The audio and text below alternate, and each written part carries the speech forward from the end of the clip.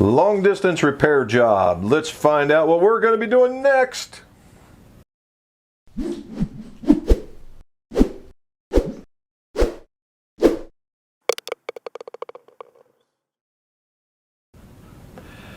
Welcome back to the McGolf Shop. I'm Jim McCleary, Ohio's most awarded and certified club maker, and today I got a box. I already opened it, but it's to me. And unlike you see a lot of guys doing mail time, this is what I get. I get work time. And this comes from, who does this come from? It comes from Joe. It comes from Joe in Berlin, Maryland. Now, a little history of McGolf is that I used to live in Maryland in two places, in Bowie and Cape St. Clair, as a much younger boy. So I know where Maryland is, and I know where those parts at. I just don't know where Berlin is. So anyway, what do we got to do today? Well, Joe says he saw me do a video on reshafting some other Srixons. I'll put it right here. And so he sent me some 545s. Srixon 545s. Come with the Dynamic Gold and the S300. Dynamic Gold's been a standard in a lot of clubs for a long time. And True Temper has been doing their best to try and kind of keep this particular shaft fresh because, well, it works, right? A lot of people like it. It doesn't work for me, but that doesn't mean it won't work for you. So what does he want me to do? Well, he wants me to take this out of that head, and he wants me to put these in there. What are these? These are True Temper XP95 R300s. So let's talk about Srixon. Srixon is very much an unheralded golf club, okay? They make a great iron. If you look on My Golf Spy, they always rate very high. If you look at this one, the 545, it has a, I don't know if you can see that, but it has a two-tiered sole. Let me put my shafts down. Okay, it has a two-tiered sole, so right down the middle, it has a bounce angle this way, it has a bounce angle that way. A little bit of relief in the heel is part of a design element, I'm sure, to help bend, even though it is a forged club. If you look, it is very compact at address, all right? Has a, what I would call for this kind of a club, a medium large kind of angle. And as you look at it there, I don't think the camera will pick it up, but there are grooves in between the grooves. So all in all, a really nice club. Pocket cavity, which is kind of unusual for a forged club. And I guess this thing just hits a ton. Their whole lineup is like that. So if you're looking for a forged club, you know, a quality one, I would, you know, find a Srixon place and see if whether or not those guys are, there's a person nearby at least that you can hit one and get that idea, and just don't take, you know, don't take my word for it, don't take Golf Spy's word for it, but, you know, go hit one and make sure. What are we going to do? Well, we're going to heat this. We're going to try the first one now. The other part here is that these are taper tips, okay? Now when you do taper tips kind of get this press fit in there in addition to the gluing. So it's not just as easy as grabbing and going. However, we're going to try that. So what we're going to do first is we're going to run heat along the hosel here. All right, and get about a good 30 to 45, maybe 50 seconds worth of heat. And then we're going to try and grab it and we're going to try and twist it clean off. And then we're going to do that to all 5. We only have 5 to do. We're going to do it all 5. Then I'm going to clean these heads up. And then I'm going to do all the measuring like I normally do in my custom clubs in under 5 minutes kind of ordeal. And then we'll come back and we'll see what our specs turned out to be. Here's the letter Joe sent. It says, "Hi, Jim and Robin." That's Mrs. McGolf. She does a lot of this stuff. Like I said in my recent email, I really enjoyed your YouTube videos on reshafting the Srixon 545 irons. Recently picked up a set, but they come with the Dynamic Gold shafts, which I knew would be too stiff. He's played True Temper XP95s in stiff and a set of Callaway CF16s, which are excellent clubs. And I like the shaft. And now being, I won't say how old you are, being older, I thought maybe the regulars would work, and he's enclosed 5 shafts and 5 pure grips. So you're going to see that when we go to put it together, and we'll see what the specs turn out to be. So let's get started. Like anything, playing with heat, need gloves. Butane torch, see the flame? You want the blue of the flame, the very tip of it, just that's where it's its hottest. So that's where you put it in there. So you're going to go around, just like I've shown you in many other videos.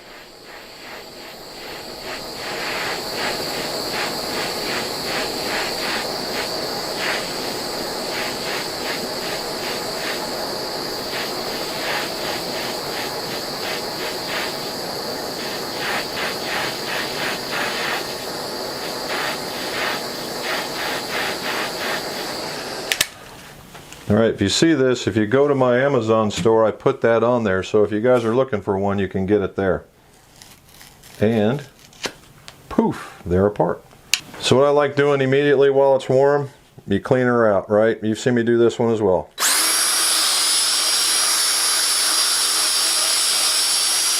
There's one. Let's see if we can speed it up and do the rest.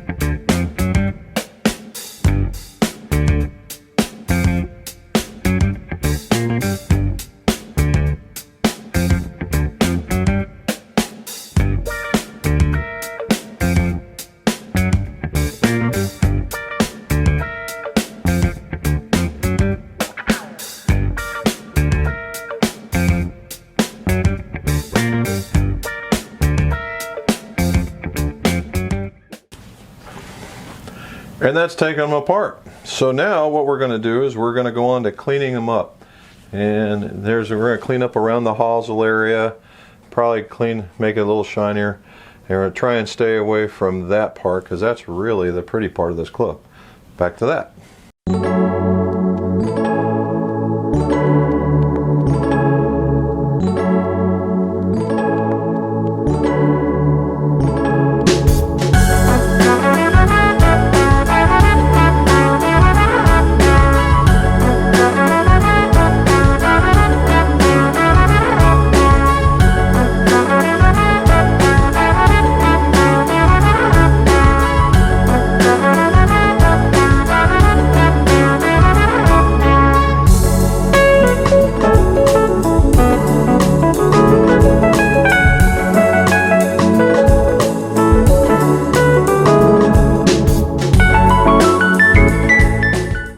So after a bit of a cleaning, they come out nice and taken care of.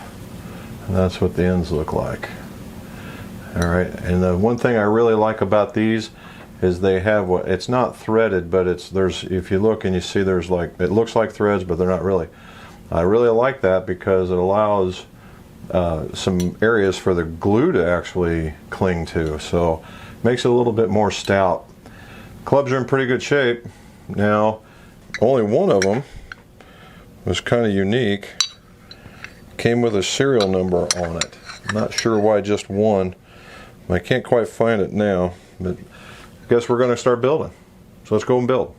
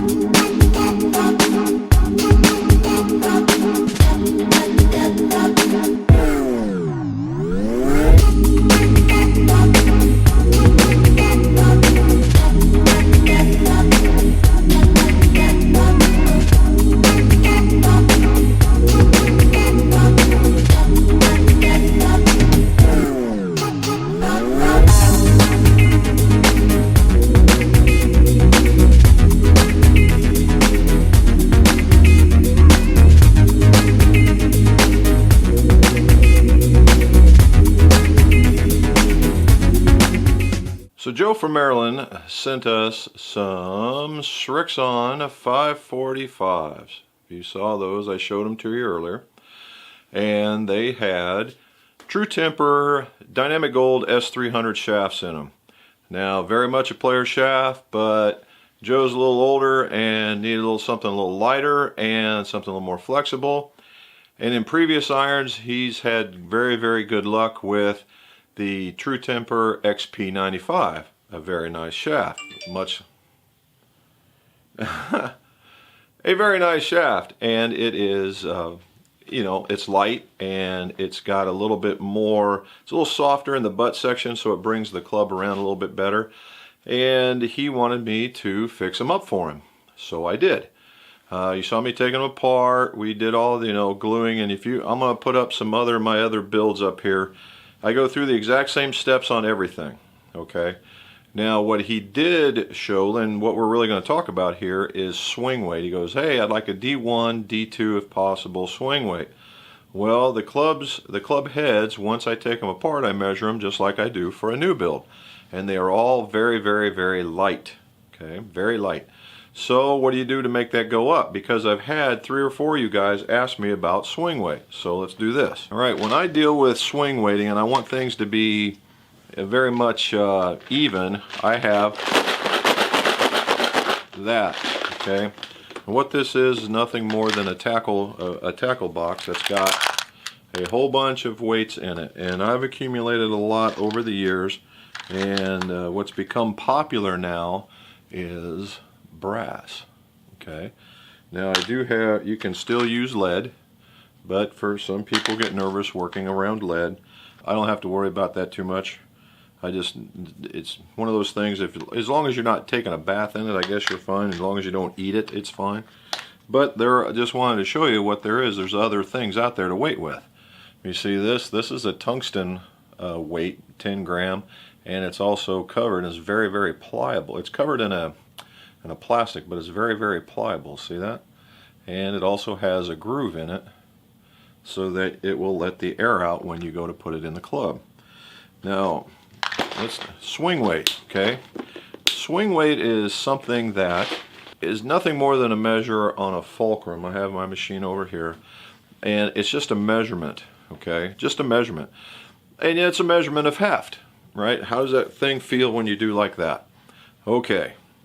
So does it make the club play any better?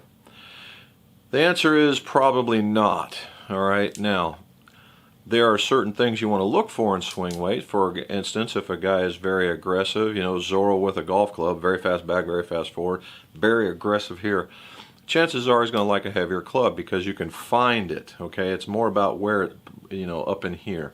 If a guy's very smooth, a la kind of an Ernie Els kind of deal, very smooth, very rhythmic, something lighter would probably benefit that person, or at least help them get through the club.